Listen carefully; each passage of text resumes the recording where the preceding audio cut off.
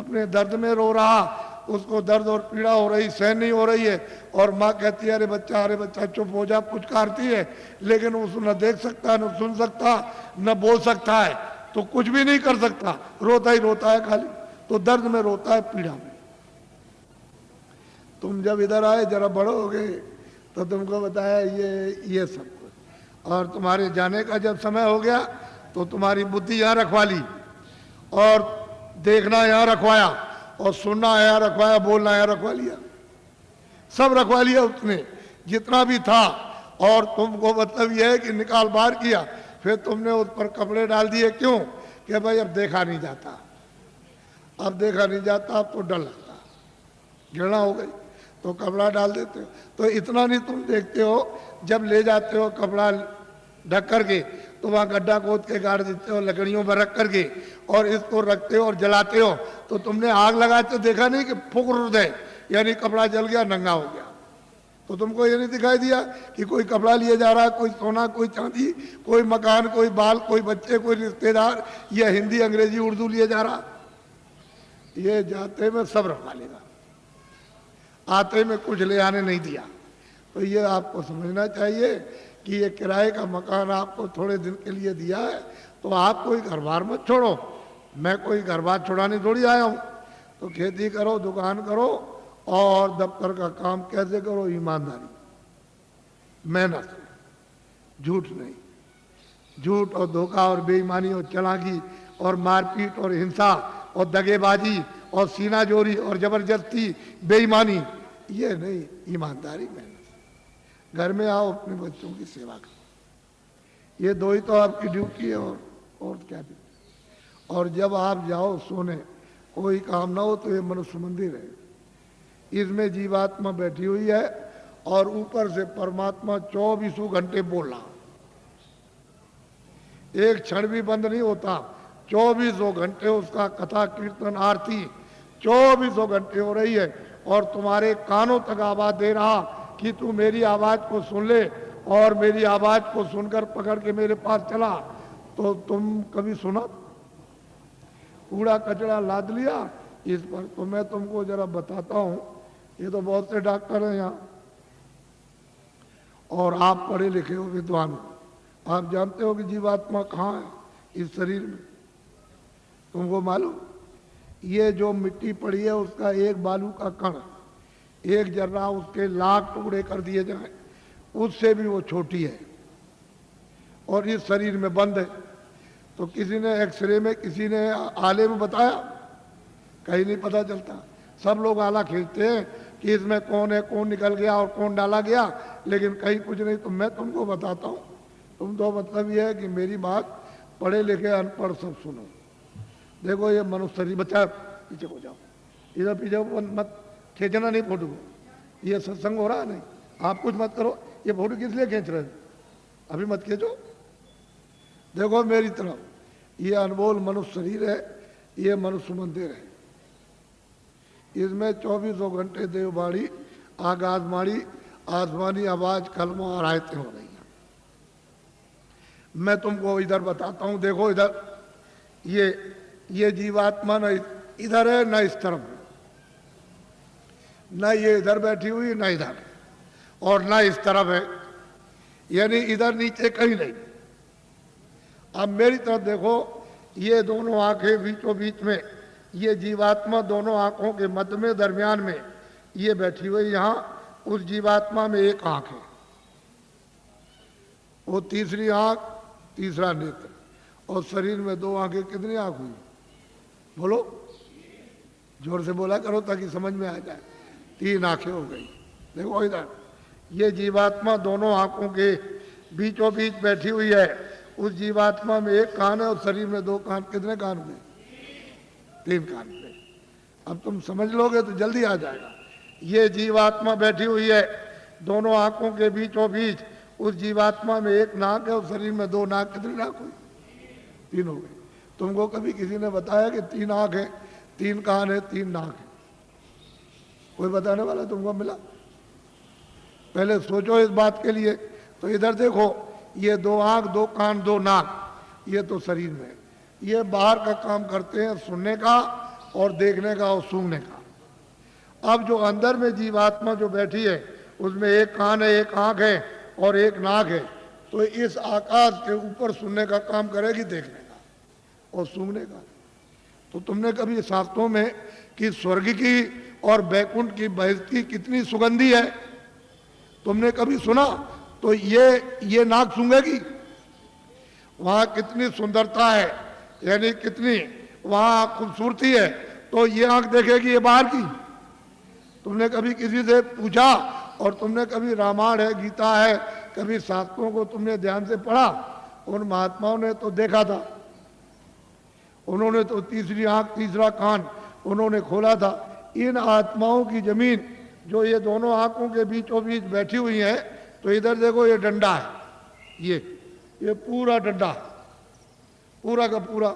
इधर देखो जब दो आंखें ये खुलती हैं तो आप देखते हो कि आसमान ऊपर है, जमीन नीचे।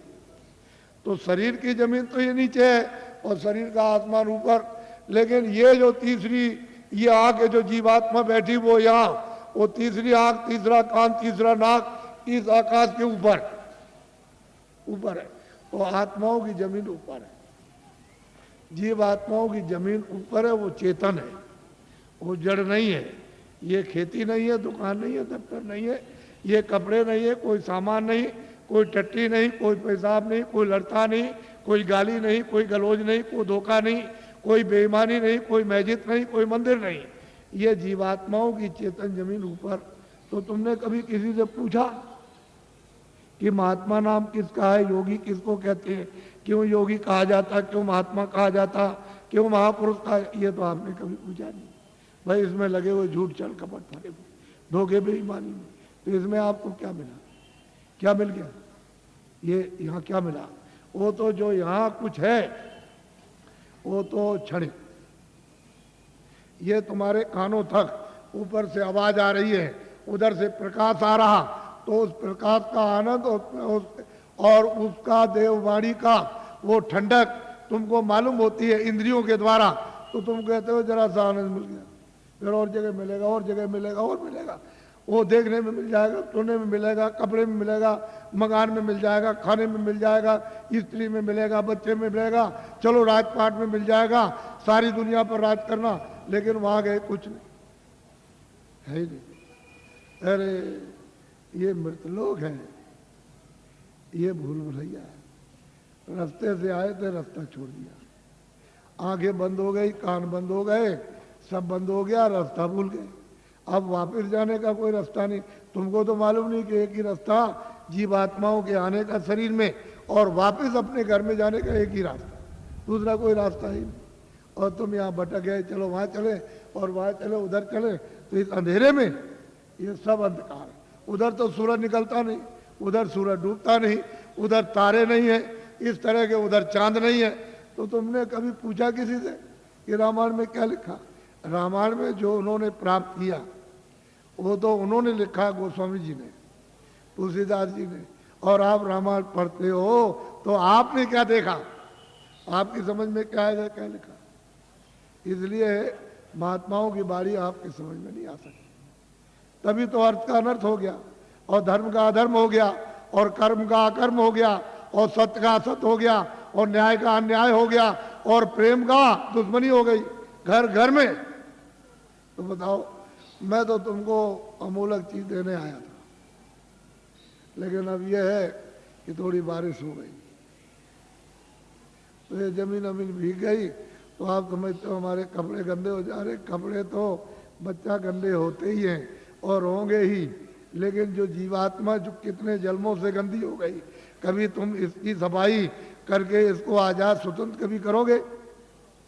कभी तुमको ये मौका मिलेगा? ये तो समय निकला जा रहा, अभी बस समय खत्म हो रहा।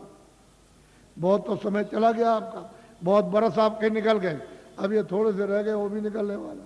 बस फौरन वारंट अभी कटता है और तुमको निकाल देगा। बस साहब, सुई की नोक और बालू का एक कण एक जर्रा जाने वाला है, एक किराए का मकान है। तो अमूलक चीज, ये अनमोल मनुष्य मंदिर में ये जीवात्माओं का अमूलक धन। तो तुमने ये तो कभी सोचा नहीं कि भाई हमने जीवात्मा के लिए अभी तक क्या इकट्ठा किया, उसके लिए कौन सा धन कमा के रखा कि जब तुम यहाँ से जाने लगोगे तो जीवात्मा की रक्षा हिफाजत होगी। उधर तो कोई मदद करेगा नहीं, उधर तो इधर से निकालेगा। और उधर उसने हिसाब कर दिया कि इनको ले जाओ, इन्होंने बड़े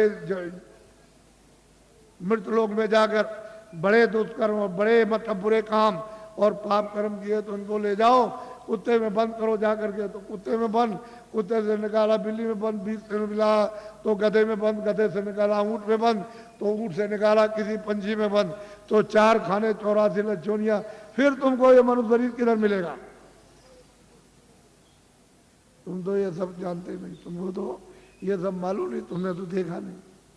इसलिए मैं तुमको अमूलक चीज देने के आया हूँ। कुछ आत्म धन चलते चलाते, जीवात्मा के लिए कुछ आत्म धन यानी ईश्वरीय खुदाई रूहों को खजाना, उनको कुछ दे दो इस जिसमें शरीर में, तो इसका भला हो जाए, नहीं तो ये जा रही है तो दब गई, ये इसको कौन छुड़ाएगा? बिना महापुरुष बिना जानकार के इसका रास्ता कौन जानता है? कोई नहीं जानता, सब भटके हुए भूले हुए। तो अमूलक चीज लो, उसको देना चाहता हूँ। इसलिए तुम ऐसा मत समझो कि कोई बाबा जी जय गुरुदेव है या बाबा जी भगवान है। हम तो पक्के आपके सेवक हैं, सेवक। कोई भगवान नहीं है, कोई जय गुरुदेव नहीं है। जय गुरुदेव तो वो है, हम तो आपके सेवक हैं। सेवा करने का मतलब यही होता है कि तुम्हारी गंदगी को साफ, जो तुम्हारी गंदगी धोता है, साफ करता है, उसका नाम सेवक ही है। जितने भी भारत में महापुरुष आए इस प्रभु को प्राप्त करने के लिए इस कलयुग में, वो सब के सब सेवक रहे। वो कभी महात्मा नहीं बने, न कभी महात्मा बनेंगे, न बने, न उन्होंने कभी इच्छा और न उन्होंने कभी स्वप्ने मतलब ये कभी सोचा। वो तो सेवक, तो तुम लोग उनको पहचान भी नहीं पाते। और उनके पास में अमूलक धन होता, अमूलक खजाना, और तुम ले नहीं पाते। इसी जमीन में वो भी आते हैं, इसी जमीन में तुम हो, तुम इसमें लगे पड़े हुए हो, और वो यहाँ से निकल के चले गए और तुमको कहते हैं भाई जल्दी कुछ अपना काम करो, नहीं तो ये पराया काम, ये बोझा ढोते हो, ये तो छूटने वाला है, तो ये शरीर चला जाएगा, ये तो मकान तुम्हारा नहीं है, ये सामान पड़ा रह जाएगा। तो अमूलक चीज है, अमूलक धन है, तुम्हारे साथ खजाना रखा हो अथाह। लेकिन अब क्या करे बेचारी जीवात्मा, ये इसमें बंद है, इस कोठरी में बंद हो गई, इसका फंस गई। अब इसको कुछ नहीं सुनाई दिखाई, कुछ नहीं देता। तो कोई महात्मा मिले तभी तो उनकी कृपा दया दृष्टि हो, और वो कुछ मतलब ये शुद्धि सफाई करें तो कुछ रास्ता दे दे तो अच्छा।